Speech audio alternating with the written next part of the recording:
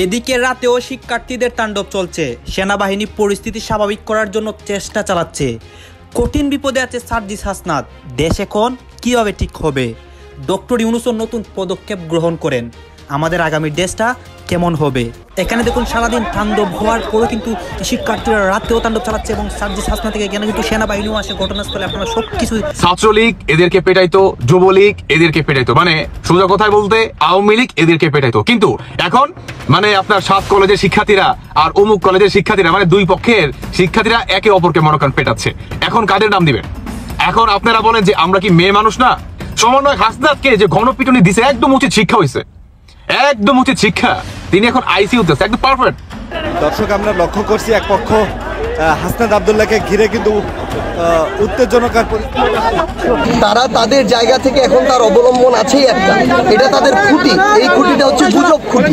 এই খুঁটির উপরে দাঁড়িয়ে এখন তারা বাংলাদেশের মানুষের মধ্যে বিভাজন তৈরি করার চেষ্টা করতে যাচ্ছে। কারণ আপনি তো মহাস্বৈরাচারী ভাই, আপনি বলেন, ব্যাখ্যা দেন। আপনি কেন কারোর সঙ্গে কথা বলেন না? আপনার তো কোনো ম্যান্ডেটই নেই। সংঘাত, সংঘর্ষ, অপ্রীতিকর ঘটনা, অপ্রত্যাশিত ঘটনা। দর্শক, এই ঘটনা নেপথ্যে কারা? এই ঘটনা আপনারা জানেন যে 7 কলেজ, ঢাকা বিশ্ববিদ্যালয়, এগুলো কিন্তু কিছু প্রশাসনিক ঝামেলা, সেদিকে আমরা যাচ্ছি না। কিন্তু এই যে মারামারি এবং এগুলো ছাপিয়ে আরেকটা ঘটনা সামনে এসেছে যে হাসনাত আব্দুল্লাহর উপর হামলা, তিনি আহত হয়েছেন। কারা হামলা করছেন? পুলিশের টিয়ারশেলও কিছুটা আহত হয়েছেন, পরে অন্য কেউ হামলা করেছেন, ভুয়ো স্লোগান, নানান কিছু।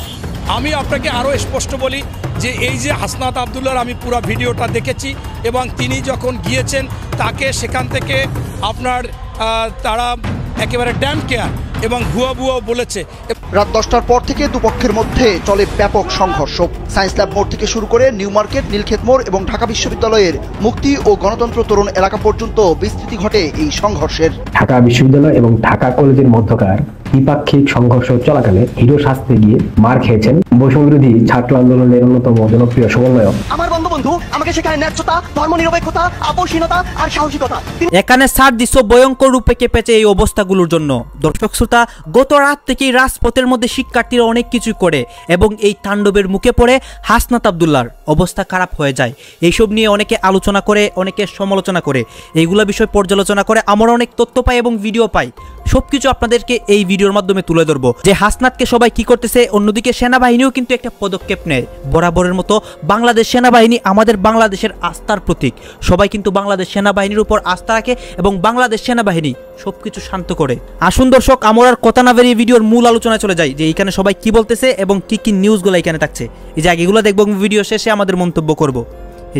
তো যুবলীগ এদেরকে পেটাইতো, মানে সোজা কথায় বলতে আওয়ামী লীগ এদেরকে পেটাইতো। কিন্তু এখন মানে আপনার 7 কলেজের শিক্ষার্থীরা আর অমুক কলেজের শিক্ষার্থীরা, মানে দুই পক্ষের শিক্ষার্থীরা একে অপরকে মনে করেন পেটাচ্ছে। এখন কাদের নাম দিবেন? এখন আপনারা বলেন যে আমরা কি মেয়ে মানুষ না? আমাদের উপরে কেমনে হাত তোলে, আমাদের উপরে এরা লাঠি চার্জ করে, কিভাবে করে? এখন কাদের নাম দিবেন বলেন? এখন নাম দিবেন কাদের? বিএনপি নাম দিবেন? আওয়ামী লীগের নাম দিবেন? না, আপনি তো একটা পর্যায়ে মানে আমার মনে হয় যে মুখ দিয়ে আপনার বের হয়ে আসছিল ছাত্রলীগের কথা, না? একটা পর্যায়ে তো আপনার মুখ থেকে চুট করে মনে করেন বেরিয়ে আসছিল, না? আপনি আবার মনে করেন চুট করে কথাটা আবার ঘুরিয়ে নিলেন সুন্দর মতো। আমরা কি এগুলো বুঝি না নাকি? সমন্বয় হাসনাতকে যে গণপিটুনি দিছে একদম উচিত শিক্ষা হয়েছে, একদম উচিত শিক্ষা। তিনি এখন আইসিইউতে একদম পারফেক্ট।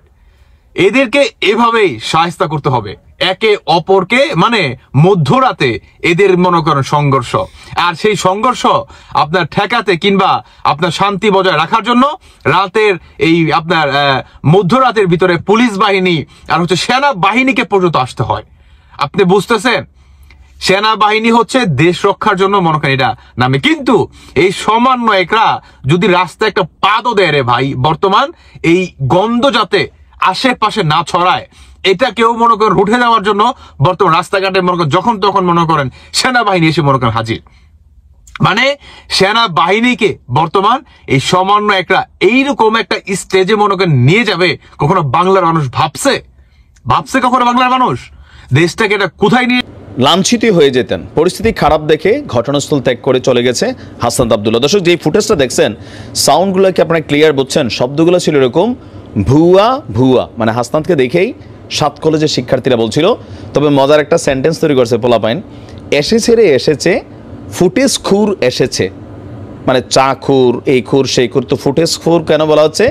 যে বিভিন্ন জায়গায় সার্জিস হাসনাতরা যেই পরিমাণ অন ক্যামেরা নিচ্ছে, তো মানে ফুটেজ নেওয়ার জন্য তাদের একটা ভূমিকা, বা বিভিন্ন জায়গায় প্রধান অতিথি হচ্ছেন মাশাল্লাহ। দেখেন, এই যে অনেকে বলেন যে ইউনিভার্সিটিতে পড়াশোনা করলে ধর্মীয় জ্ঞান রাখে না, কিন্তু আপনি দেখেন মাহফিলের মধ্যে যেদিন আমরা দেখছি হাসনাত অতিথি হিসাবে বক্তব্য দিচ্ছে, আমার কাছে মনে হচ্ছে যে না, আধুনিক শিক্ষা যারা নেয় তারা কিন্তু কোরআন হাদিসের জ্ঞানও রাখে। আপনারা এতটা ভাবেন না যে মাদ্রাসা শিক্ষার্থীরা সব পারে। যাই হোক, তো বিভিন্ন জায়গায় এই যে যাচ্ছে ফুটেজ, তো পোলাপানের মধ্যে হয়েছে কি, এসেছে ফুটেজ করে এসেছে।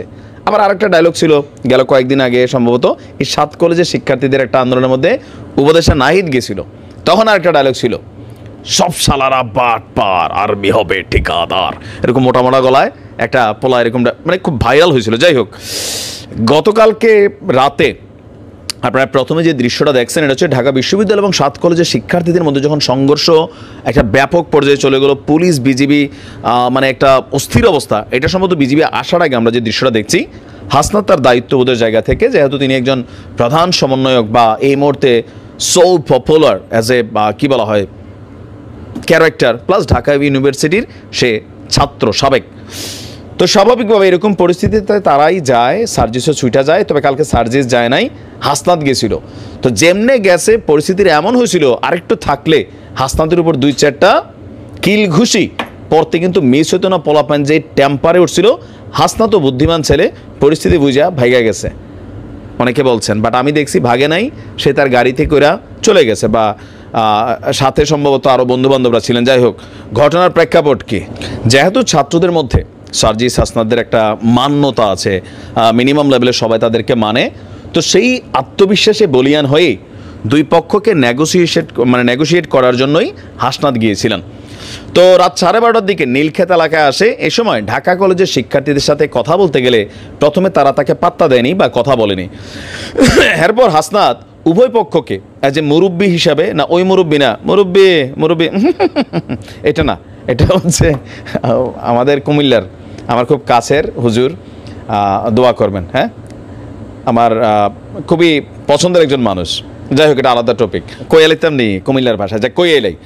হাসনাত যখন উভয় পক্ষকে শান্ত করার চেষ্টা করছেন, তো উভয় পক্ষের তোপের মুখে পড়ছে হাসনাত, কারণ পোলাপাইন লড়াই চাই, লড়াই করে বাঁচতে চাই, এই মেন্টালিটিতে কিন্তু রাত্রেবেলা মাঠে নামছে। আচ্ছা, তো এই সময় ঢাকা বিশ্ববিদ্যালয়ের শিক্ষার্থীরা হাসনাতকে উদ্দেশ্য করে ভুয়া এসেছে ফুটেজ করে এসেছে। এরপরে ঢাকা কলেজের পোলাপাইনও আপনার এই আবার স্লোগান দেয়। এরপরে সংঘর্ষ এলাকা ছেড়ে তাড়াহুড়ো করে তিনি ক্যাম্পাসের দিকে চলে যান।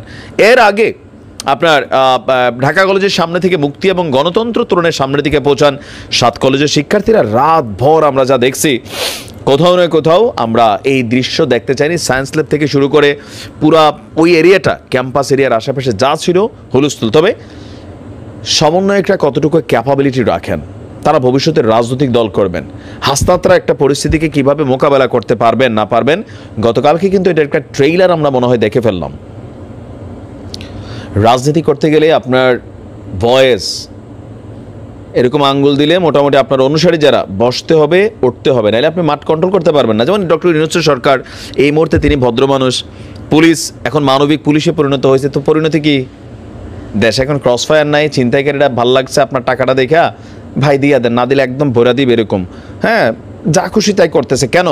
পুলিশ যদি বেশি মানবিক হয়ে যায় পরিস্থিতি এরকমই হবে। বাস্তবতা কিন্তু এইটাই। তবে কিছু কিছু জায়গায় পুলিশের হিসাবটা আলাদা।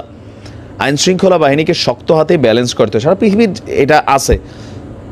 সরকারকে প্রশাসক যদি নরম হয় তাহলে আপনার বুঝতে হবে যে এখানে অনেক কিছু ইমব্যালেন্স হয়ে যাবে।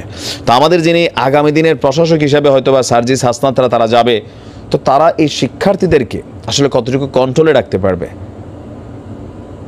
তবে এমন দৃশ্য আমরা কাম্য মনে করছি না। প্রতিদিন যেই পরিমাণ আন্দোলন, রাস্তাঘাট ব্লক, এইটা সেইটা, আশেপাশে সাধারণ মানুষ, মানে ব্যবসা প্রতিষ্ঠানগুলো এখানে ক্ষতিগ্রস্ত হচ্ছে, আদলা হচ্ছে, পুলিশ ভাই কি করবে, পুলিশের উপর হামলা হচ্ছে, পুলিশও কিন্তু তারা কেউ ছাড় দিচ্ছে না। সবাই মনে করে আমরাই তো শহীদ করছি, আমরাই তো July August. Who are you? Asha থেকে ইটস মি। ভুয়া ফুটেজ কর তুমি। এখন এই জিনিসগুলো কিন্তু ভালো না, আপনার মান্যতা থাকতে হবে। দেখা যাক কি হয়। নিশ্চয়ই আশা করি আজকে 12:30টার দিকে বা 11:30টার দিকে একটা মিটিং আছে। আমরা চাই যে 7 কলেজের শিক্ষার্থীদের যে দাবিগুলা যথেষ্ট যৌক্তিক, তাদের দাবিগুলো মেনে নেওয়া হোক। কারো অধীনে থেকে আসলে এগুলা চলে না। যেহেতু বদলে যাচ্ছে বাংলাদেশ, তারাও বদলে যাক। ইডেন বিশ্ববিদ্যালয় শুনতে ভালো লাগে, ঢাকা বিশ্ববিদ্যালয়ের প্রতি ঢাকা কলেজের নামটা কি হবে সেটা একটু চিন্তার বিষয়, কারণ ঢাকা বিশ্ববিদ্যালয় একটা আছেই, সুন্দর লাগবে। একাধিক বিশ্ববিদ্যালয়ে পোলাপান যাবে, ক্যাম্পাসে ঘুরবে, পড়াশোনা করবে, মানুষের মতন মানুষ হবে। আমাদের দেশে হবে সেই ছেলে কবে কথায় না বড় হয়ে কাজে বড় হবে, এক সুন্দর সোনালী দিন।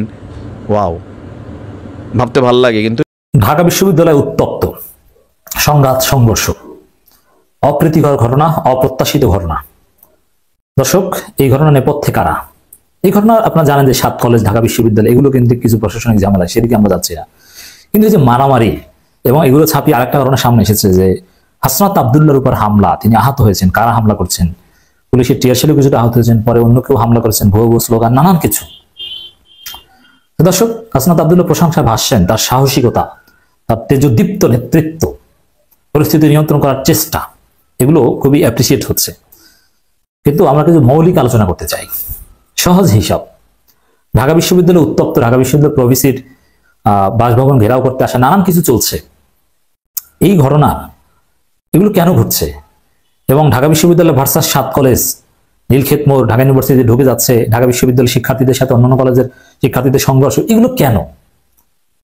আপনি যদি নির্মোহভাবে পর্যালোচনা করেন, ছাত্র দলের সম্পৃক্ততা খুঁজে পাবেন।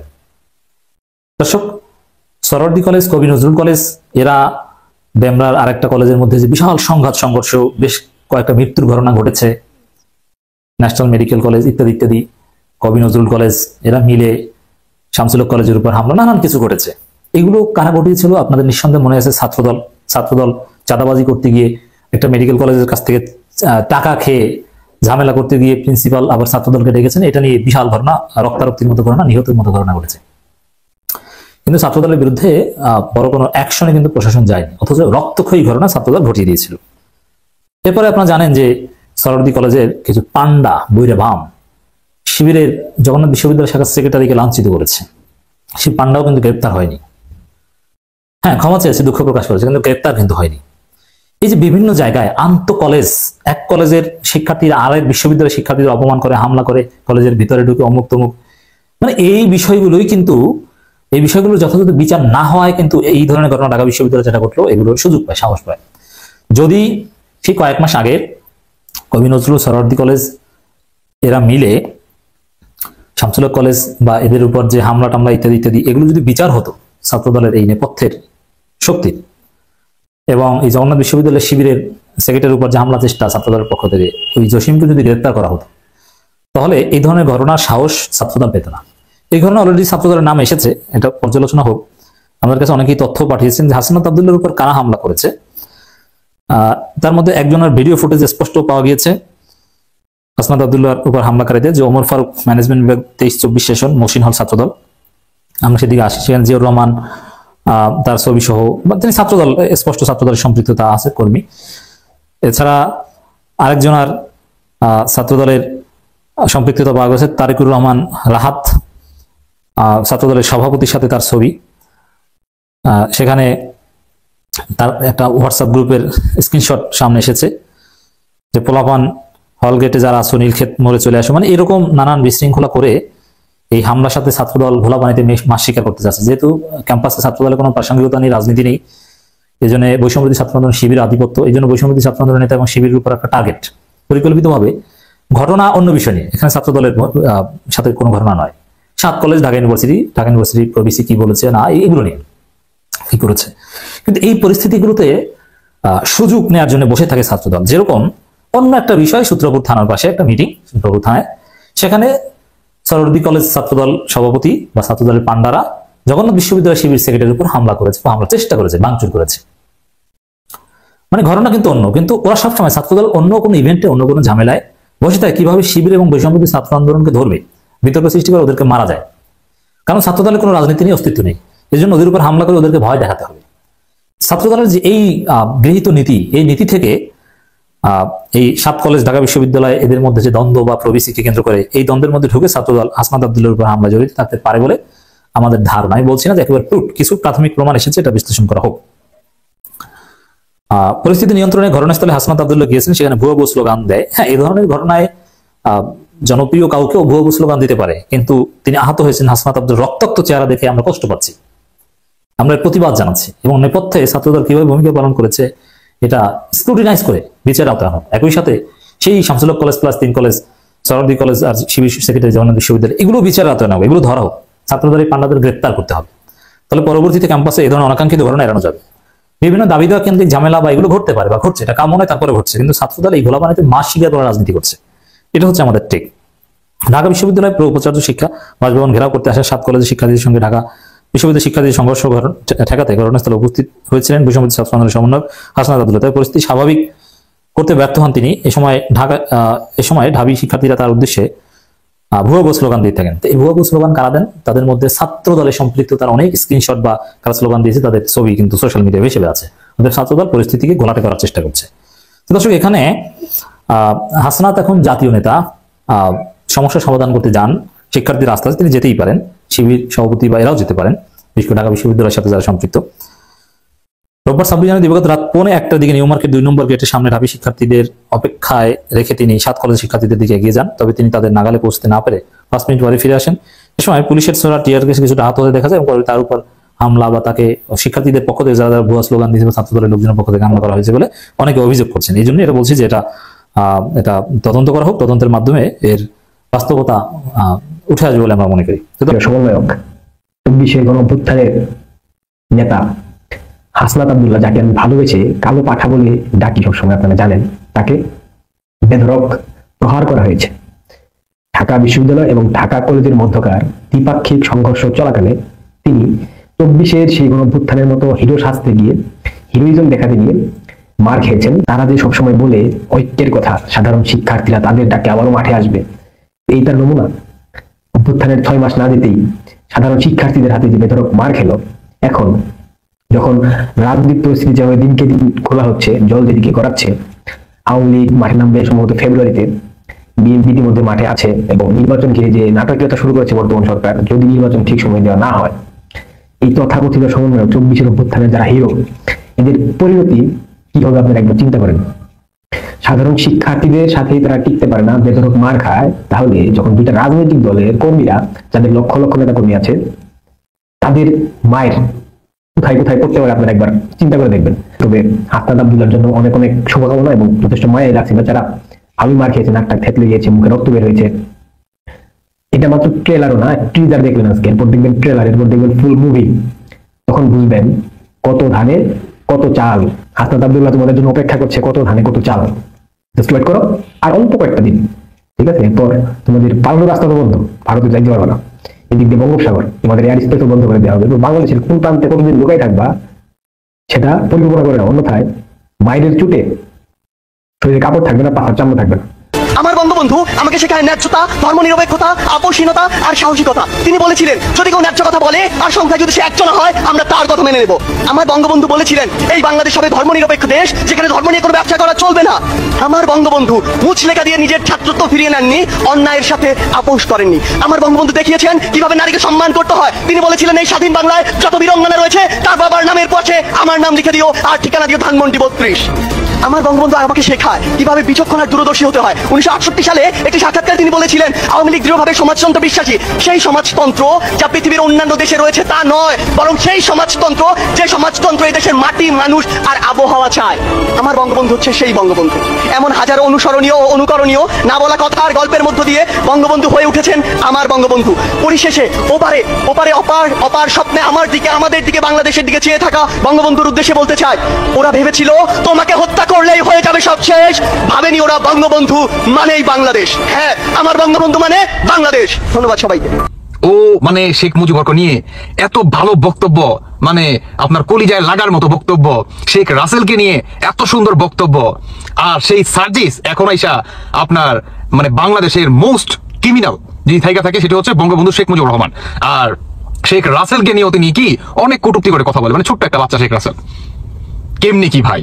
এই সার্জিস তিনি মানে কি লেভেলের যে মীর জাফর ভাই, যদি কেউ আপনারা জীবনে মীর জাফর না দেখে থাকেন, আমি আপনাদেরকে সাজেস্ট করবো যে আপনারা এই ভিডিওটি দেখেন, তাহলে আপনারা হারে হারে টের পেয়ে যাবেন যে ভাই মীর জাফর কারে কয়। বিশেষ করে এই জেনারেশনের পোলাবানদের, মানে আমরা কিংবা আমাদের যে ছোট যে আছে কিংবা আমাদের সিনিয়র যারা আছে, এই জেনারেশনের মানুষদের এই ভিডিওটা অত্যন্ত গুরুত্বপূর্ণ, যে মীর জাফর কাকে বলে, কত প্রকার এবং কি কি।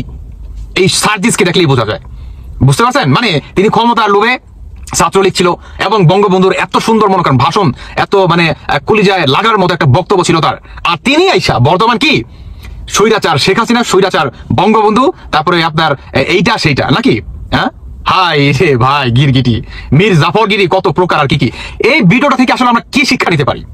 এই ভিডিওটা থেকে আমরা এই বিষয়টা শিক্ষা নিতে পারি যে আওয়ামী লীগের ভিতরে ভবিষ্যতে কোনো হাইব্রিড নেতাকর্মী কিংবা কোনো জনগণ, কোনো সমর্থককে অ্যালাউ করা যাবে না।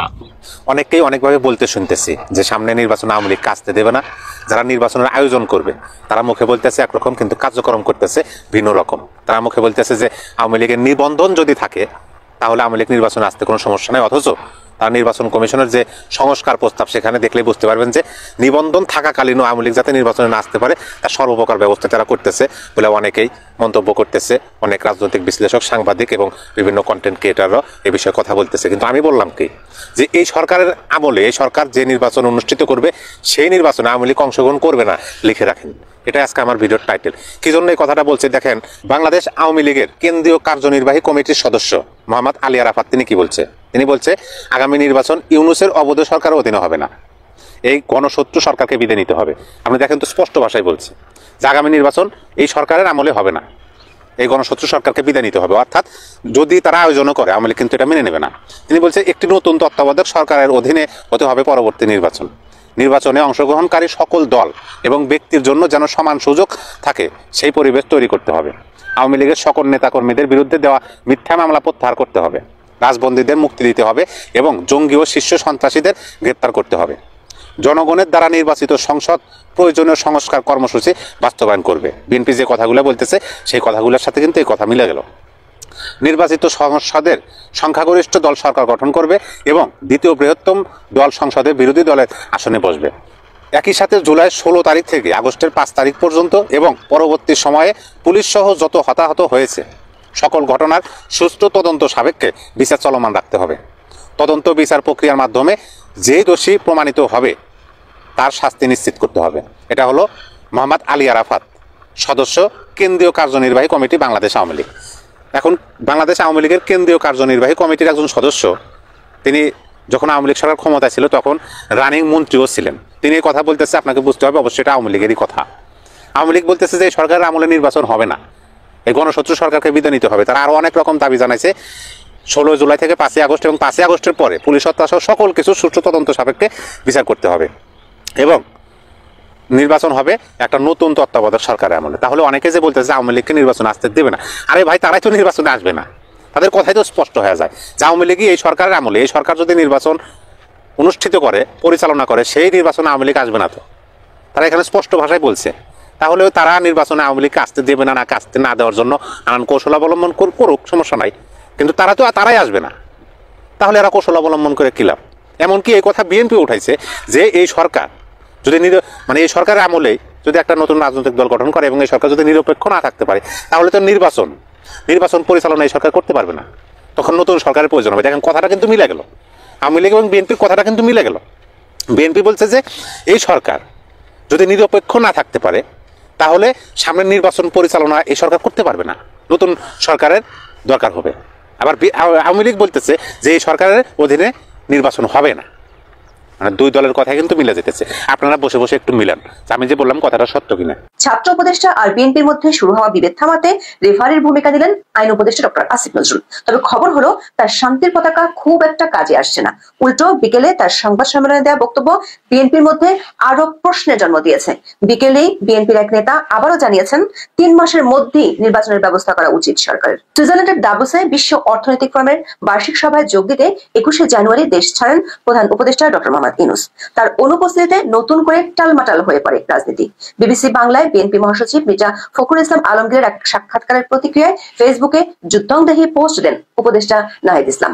বিএনপির বিরুদ্ধে 1-11 মতো পরিস্থিতি তৈরির অভিযোগ তোলেন তিনি। সরকারের আরেক ছাত্র উপদেষ্টা আসিফ মাহমুদ সজীব ভুঁইয়া শেয়ার করেন নাহিদের সেই পোস্ট। দুদিন পর বিবিসি বাংলায় পাল্টা সাক্ষাৎকার দিয়ে নাহিদ ইসলাম বলেন, অন্তর্বর্তী সরকার নিয়ে বিএনপির কথার টোন আওয়ামী লীগের সঙ্গে মিলে যাচ্ছে। ছাত্র উপদেষ্টাদের এমন কথাবার্তায় তীব্র ক্ষোভ তৈরি হয় বিএনপিতে। বিষয়টি নিয়ে দলের ভারপ্রাপ্ত চেয়ারম্যানও কথা বলেছেন। বিএনপির ভারপ্রাপ্ত চেয়ারম্যান তারেক রহমান বৈষম্য বিরোধী ছাত্র নেতাদের দিকে ইঙ্গিত করে বলেছেন, রাজনৈতিক দল করতে গিয়ে কেউ যদি রাষ্ট্রীয় কিংবা প্রশাসনিক সহায়তা নেয় তাহলে জনগণ হতাশ হবে। বিএনপির সঙ্গে টানাপোড়েনের মাঝে জটিলতা আরো বাড়িয়ে দেন উপদেষ্টা মাহফুজ আলম। চাঁদপুরে 25শে জানুয়ারি বিকেলে এক সমাবেশে তিনি বলেন, যারা বাংলাদেশপন্থী নির্বাচন হবে কেবল তাদের মধ্যে। আওয়ামী লীগকে কোনোভাবেই নির্বাচনে অংশ নিতে দেওয়া হবে না। ডক্টর ইউনূসের অনুপস্থিতিতে ছাত্র উপদেষ্টাদের এমন বক্তব্যে বিপাকে পড়েছে সরকার। ডাবল সফর শেষে 25শে জানুয়ারি বিকেলে দেশে ফেরার পরে তিনি কথা বলেন সিনিয়র উপদেষ্টাদের সঙ্গে।